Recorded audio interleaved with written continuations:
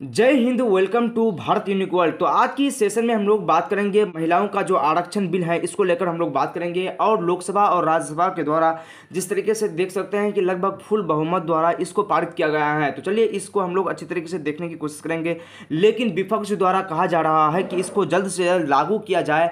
आखिर लागू करने से इसका क्या मतलब है? जिस तरीके से देख सकते हैं कि लगातार विपक्ष के जो भी नेता हैं, जो इंडिया गठबंधन बना है, इन सभी का यही कहना है कि आप इस कानून को जल्द से जल्द लागू कीजिए। तो लागू करने के पीछे क्या आखिर ये चक्कर है? तो चलिए आज की इस सेशन में हम लोग समझते हैं। तो सबसे पहले आप लोग देखिए, संसद में इसको लेकर काफ़ी यहाँ पे देख सकते हैं कि विचार हुए हैं, काफ़ी सारे यहाँ पे गंभीर यहाँ पे बात हुए हैं, लेकिन फाइनली इस को पूरी तरीके से पास कर दिया गया है। वहीं देख सकते हैं द इंडियन एक्सप्रेस में छपा गया है, express view on women's and reservation bill welcome to women. यहाँ पे महिलाओं ने जो है उन्होंने इसका वेलकम किया है। It is a testament of and invincible force and social changes, it will extended and be aware the legislature we the people. मतलब कुछ इस तरीके से कहा गया है कि इसको जल्द से जल्द लागू किया जाए, और हमारे देश के जो महिला प्रतिनिधि हैं, हमारे देश के जो महिला कैंडिडेट है, उसके द्वारा इसका सम्मान किया गया। ऐसा नहीं कि मतलब जो पुरुष हैं, जो मेल कैंडिडेट्स हैं, उन्होंने इसका सपोर्ट नहीं किया है, उन्होंने भी इसको पूरी तरीके से सपोर्ट किया है। वहीं देखिए इंडिया टुडे की इस रिपोर्ट के मुताबिक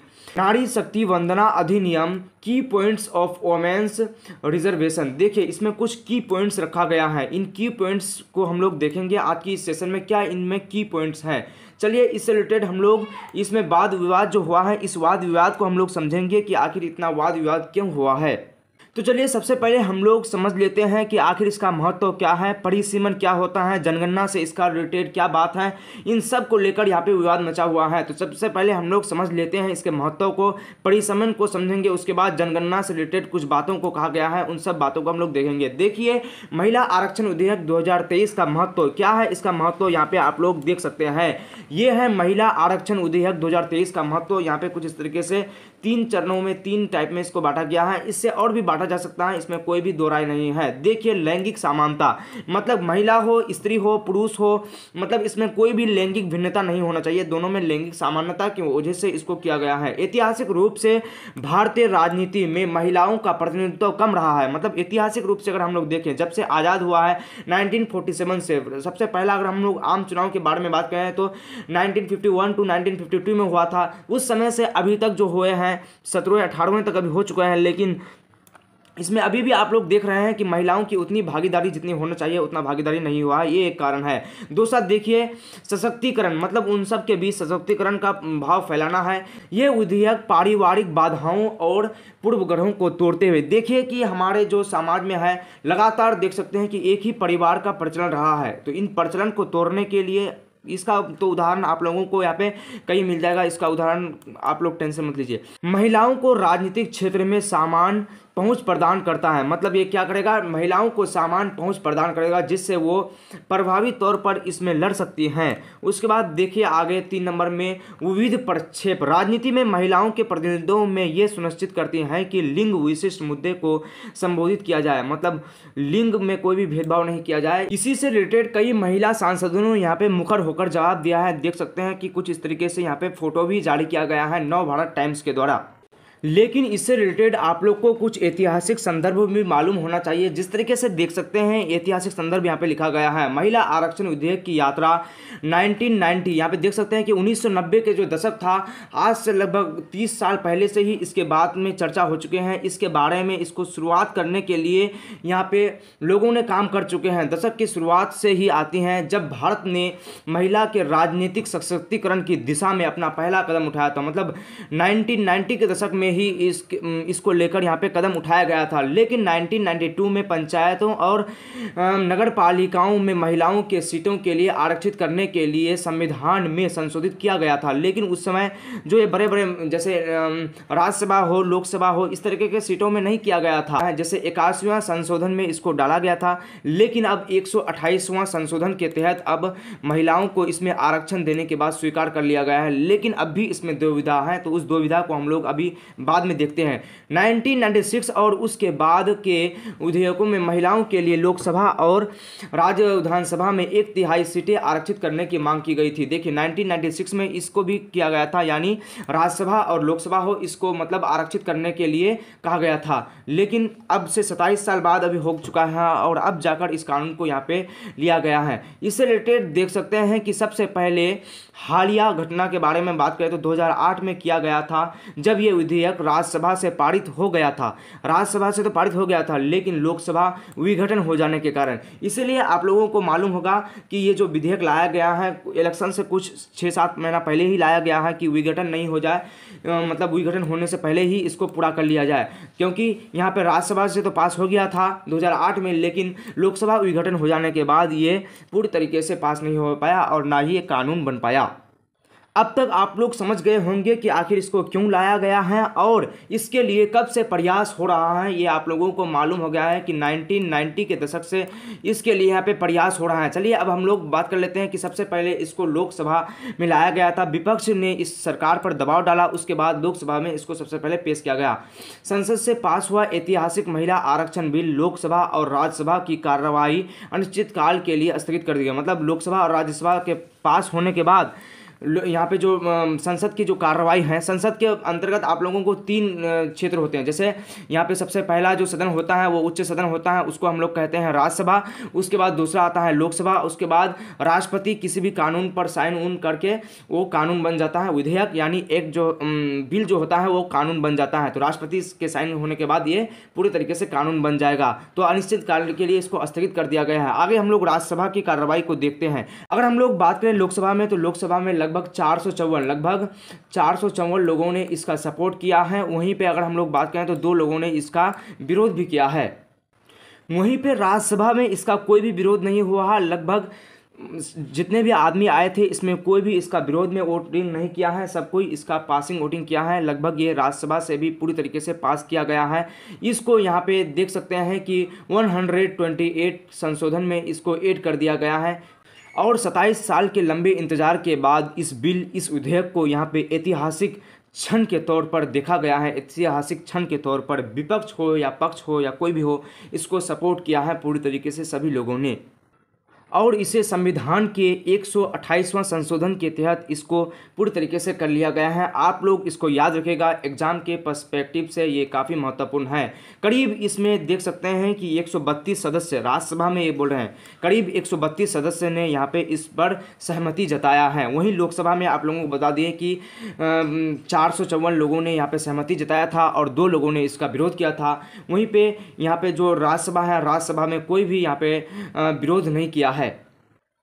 और चाहे इसमें पक्ष हो या विपक्ष हो, सभी ने इसका समर्थन किया है। आप लोगों को पहले भी बताएं, देख सकते हैं कि विपक्ष के भी कुछ लोग हैं और कुछ यहाँ पे पक्ष के भी लोग हैं जिन्होंने इसके सपोर्ट में सभी ने अपना प्रतिक्रिया तो इसमें दिया है, लेकिन लास्ट में यही कहा है कि मैं इस बिल को पूरी तरीके से सपोर्ट करता हूँ। चाहे कांग्रेस का कोई हो जाए, चाहे इंडिया गठबंधन का जो भी आदमी है हो जाए वो हो जाए, सभी ने इसका सपोर्ट किया है। देख सकते हैं कुछ इस तरीके से अलग अलग यहाँ पे वीडियो को जारी किया गया है इस वेबसाइट के द्वारा। लेकिन कुछ लोग जो इस ऐतिहासिक कानून का विरोध कर रहे हैं, उनके भी बात को हम लोग एक नज़र देख लेते हैं। वो लोग क्यों इस कानून का विरोध कर रहे हैं या उन लोगों का विरोध सही है, क्या कारण है। देखिए, हम इस बिल का स्वागत करते हैं। देखिए, उन्होंने भी कहा है कि हम इस बिल का स्वागत करते हैं, लेकिन सवाल ये है कि मोदी सरकार ने विवादास्पद कृषि बिल, किसान से रिलेटेड जो कानून लाया था, उस बिल को लेकर देख सकते हैं कि पूरे देश में काफ़ी आंदोलन छिड़ गया था। CAA यानी NRC के टाइम में जिस तरीके से पूरे देश में शाहीन बाग का माहौल बन गया था, इस तरीके के कानून जो लाया था, जम्मू कश्मीर की विशेष स्थिति को हटाने आदि में दिखाई गई चिंता का 1% भी क्यों नहीं दिखाया गया। मतलब ये सब तो किया गया है, लेकिन इसमें कोई भी काम अभी तक कोई भी इसमें सकारात्मक प्रभाव अभी दिखाई नहीं गया है। तो इन सब के बारे में बोला जा रहा है। लोगों को समय के बारे में आशंका है, मतलब बोला जा रहा है कि महिलाओं का ये जो बिल लाया गया है इसमें भी आशंका है, क्योंकि सरकार को पहले चाहिए था कि वो पिछले 9 साल में वो परिसीमन कर लेते, वो जनगणना कर लेते, जाति आधारित जो जनगणना का मांग है या फिर ऐसे भी जनगणना कर लेते, तभी इस कानून को लाया जाना था। जिससे कोई भी विपक्ष इसमें ना आवाज़ उठा सकता था, ना इसका विरोध कर सकता था, अगर उनके हिसाब से ये हो जाता था। तो चलिए आगे हम लोग देखते हैं कि आखिर जनगणना का इससे रिलेटेड क्या मुद्दा है और परिसीमन क्या होता है, उसको भी हम लोग समझ लेते हैं। देखिए, जनगणना और परिसीमन पर निर्भरता, इसी को लेकर विपक्ष यहाँ पे काफ़ी मुद्दा उठाया हुआ है। विपक्ष इसी को लेकर सरकार को घेरने की कोशिश कर रहा है, परिसीमन और जनगणना को लेकर। इस आरक्षण का कार्यान्वयन इस नई जनगणना पर परिसीमन पर निर्भर करती है, मतलब परिसीमन करना यहाँ पे ज़रूरी है। तो देखिए परिसीमन क्या होता है। परिसीमन प्रक्रिया में जनसंख्या परिवर्तन के आधार पर क्षेत्रीय निर्वाचन क्षेत्रों की सीमाओं को परिभाषित करना, मतलब हम लोग अभी जानते हैं कि 543 अभी 543 यहाँ पे अभी लोग मतलब जनताओं द्वारा चुनकर आते हैं। इसको हम लोग अधिकतम 550 यहाँ पे कर सकते हैं, लेकिन परिसीमन के द्वारा क्या होगा, इसमें संविधान में संशोधन किया जाएगा और परिसीमन के तहत जो सीट में बढ़ोतरी है उस सीट को बढ़ोतरी किया जाएगा और यहाँ पे उस बढ़ोतरी के हिसाब से ही उन लोगों को सीट यहाँ पे वितरित किया जाएगा। ऐसा ना हो कि मतलब पहले सीट को महिलाओं को आरक्षण दे दिया जाए 33%, फिर परिसीमन किया जाए, उसके बाद फिर सीट बढ़ जाएगा। इससे मतलब फिर इसमें संदेह होने की खस्ता है। जैसे अगर अभी 543 हैं, इसके बाद अगर जी इसमें 200 और भी ऐड हो जाएगा तो इससे तो फिर महिलाओं को फिर से नुकसान हो जाएगा। तो विपक्ष यही चाहता है कि पहले परिसीमन हो जाए, उसके बाद फिर से इसको लागू किया जाए, उसके बाद ही इस बिल को लाना चाहिए था। भारत में अंतिम परिसीमन प्रक्रिया 1976 में हुआ था। देखिए 1976 में हुई थी और वर्तमान में निर्वाचन क्षेत्र में सीमा 2001 की जनगणना के आंकड़े पर आधारित है। मतलब जनगणना जो आधारित है, जो ये परिसीमन आधारित है, ये 2001 के जनगणना पर ये आधारित हैं। 2002 में एक संविधान संशोधन के माध्यम से 2026 के बाद आयोजित पहली जनगणना तक परिसीमन को रोक दिया गया था। मतलब इसको तभी ले जाना चाहिए, मतलब जब ये पूरी तरीके से स्पष्ट हो जाए कि महिलाओं को अब उन लोगों का हक पूरी तरीके से यहाँ पे मिल जाएगा। क्योंकि यहाँ पे अगर परिसीमन से पहले ये कुछ इस प्रकार से काम हो जाएगा तो यहाँ पे जो बाद में जो 200 सीट यहाँ पे ऐड किया जाएगा, इन 200 सीट में क्या महिलाओं को दिया जाएगा, तो इस तरीके के पूरे विधेयक में लिखना होगा, तभी जाके इसमें विश्वास किया जा सकता है। अब देखिए जनगणना के आगे विपक्ष ने इसको लेकर क्या जवाब दिया है। देखिए जनगणना डेटा के आपस में अस्पष्टता, देखिए जनगणना डेटा जो है वो लोग बोल रहे हैं कि ये आपस में अस्पष्टता है, इसमें कोई भी विश्वास नहीं किया जा सकता, मतलब इसमें अभी संदिग्ध जानकारी है। जबकि केंद्रीय गृह मंत्री अमित शाह ने घोषणा की है कि जनगणना और परिसीमन आम चुनाव के तुरंत बाद होगा। तो विपक्ष ये सवाल उठा रहा है कि अगर आम चुनाव के बाद आप लोग को करना है, आम चुनाव के बाद ही इस सभी काम को करना है, तो आम चुनाव के बाद ही हम इन सब को लाते, चाहे जिसका सरकार बनते वो इस को लाता, इस बिल को लाता, वो इस पर काम करता। लेकिन इसको पहले लाने का मकसद क्या है, इसमें राजनीति का ही खेल है, वो लोगों के द्वारा मतलब दावा किया जा रहा है। विशेष तारीख अज्ञात है, मतलब कोई भी विशेष तारीख ज्ञात नहीं किया गया है कि इतने तारीख में 2024 के अप्रैल में, जून में, जुलाई में इस तरीके से लाया जाएगा, कोई भी इसमें तारीख नहीं है। मतलब उसके बाद जब भी हो जाए। पिछली देरी के लिए कोविड-19 महामारी को जिम्मेदार ठहराया यहाँ पे जो पक्ष में जो लोग हैं, जो यहाँ पे इसको लाया है, अभी जो गवर्नमेंट लाया है, उन्होंने कहा है कि कोविड-19 के कारण इसको मतलब इसमें मतलब थोड़ा देरी हुआ है, लेकिन पूर्व सूचना में कोई स्पष्ट कारण नहीं बताया गया। लेकिन मतलब आगे जो कब होगा नहीं होगा इसमें कोई भी स्पष्ट जानकारी नहीं बताया गया। और 2014 में ही ये गवर्नमेंट आया है, तो इसके भी बारे में उन्होंने कोई भी जानकारी यहाँ पे नहीं दिया है कि आखिर क्यों नहीं किए इतने दिनों तक, अब क्यों कर रहे हो। आगे देखिए कुछ लोगों ने यहाँ पे परिसीमन जो है इसका भी विरोध किया है। तो परिसीमन तो फिर उसके लिए ज़रूरी है, महिला कानून जो है उसको लागू करने के लिए परिसीमन ज़रूरी है। वहीं पे कुछ लोगों ने का विरोध किया है कि परिसीमन नहीं होना चाहिए, इससे दक्षिण के जो राज्य हैं उसका महत्व तो यहाँ पे घट जाएगा। तो देखिए राजनीतिक निहितार्थ और चिंता के द्वारा ये दर्शाया गया है कुछ इस प्रकार से। महिला आरक्षण विधेयक 2023 ने राजनीतिक क्षेत्र में बहस और चिंताएं पैदा कर दी हैं। देखिए कुछ इस तरह से चिंता पैदा करती है। दक्षिण राज्यों का प्रतिनिधित्व कम हो गया, मतलब इससे दक्षिण के राज्य जो है उसका प्रतिनिधित्व कम हो जाएगा। डीएमके के सांसद कम्युनिजी जैसे कुछ राजनेताओं को डर है कि परिसीमन को जनसंख्या जनगणना के आंकड़ों से जोड़ने पर दक्षिण राज्यों का प्रतिनिधित्व कम हो सकता है और इस मुद्दे ने परिसीमन प्रक्रिया को निष्पक्षता को लेकर चिंताएं बढ़ा दी है। मतलब इससे दक्षिण के जो राज्य हैं, जैसे तमिलनाडु हो गया, केरला हो गया, कर्नाटका हो गया, कुछ इस तरीके के जो दक्षिण के जो राज्य हैं, आंध्र प्रदेश हो गया, इन सब राज्यों की यहाँ पे चिंता बढ़ा दिया है।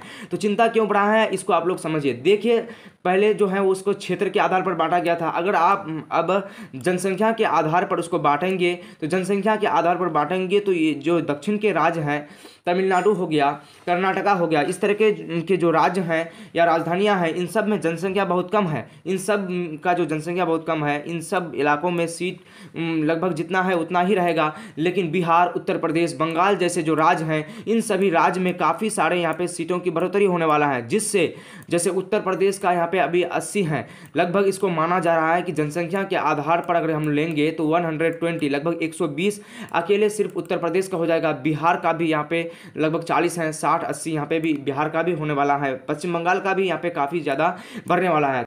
तो इससे लेकर विपक्ष को काफ़ी यहाँ पे चिंताएं हो रहा है, क्योंकि आप लोगों को मालूम है कि फिलहाल कर्नाटक में जो सरकार है, वहाँ के जो रीजनल पार्टी हैं और जो विपक्ष का जो गठबंधन है, उन्होंने मिलकर वहाँ पे गठबंधन बनाया है। तो इसमें कोई फूट ना पड़ जाए, इसको भी लेकर यहाँ पे माना गया है कि दक्षिण के राज्य का यहाँ पे महत्व घट ना जाए। निलंबित कार्यान्वयन ने बिल के प्रावधान विशेष रूप में 5 संकेत देते हैं और आरक्षण केवल परिसीमन के बाद ही प्रभावी है। मतलब इसमें कहा गया है कि ये आरक्षण तभी दिया जाएगा जब परिसीमन होगा। तो मतलब इसको जो लाया गया है, इसको मतलब अभी बेतुका बताया जा रहा है कि परिसीमन हुआ ही नहीं है, तो फिर इसको कैसे लाया जा रहा है। जनगणना आवश्यक आंकड़े प्रदान करेगी, इसके बाद ही इसको लागू किया जाएगा। अगर अन्यथा अगर हम लोग इसको अभी जनगणना करेंगे उसके बाद परिसीमन करेंगे, तो हो सकता है कि लोकसभा आने वाला जो 2024 का चुनाव है वो डिले हो जाए, वो काफ़ी यहाँ पे लेट हो जाए। तो आगे गवर्नमेंट द्वारा क्या फैसला लिया जाता है इसको भी देखने योग्य होगा। लेकिन फिलहाल महिला संशोधन जो ये विधेयक है, इसको यहाँ पे पास कर दिया गया है। अब राष्ट्रपति के साइन के बाद इसको पूरे कानून बना दिया जाएगा। तो आप लोगों का इससे रिलेटेड क्या क्यूरी है, आप लोग इससे रिलेटेड क्या सोचते हैं? क्या इसको जल्द से जल्द लागू किया जाए या इसको अभी इतना ही तक जितना हो कर दिया गया है उतना ही तक इसको छोड़ दिया जाए? तो आप लोग इसमें अपना बात जरूर रखिए, जिससे सरकार को पता चले कि मतलब कितने लोग इसके समर्थन में अभी चाहते हैं और कितने लोग नहीं चाहते हैं कि ये अब मतलब इसको डिले किया जाए तब तक के लिए। तो कब तक ये लागू होगा आप लोग कमेंट सेक्शन में जरूर बताइएगा। तो फिर मिलते हैं किसी नेक्स्ट सेशन में। Thanks for watching. जय हिंद।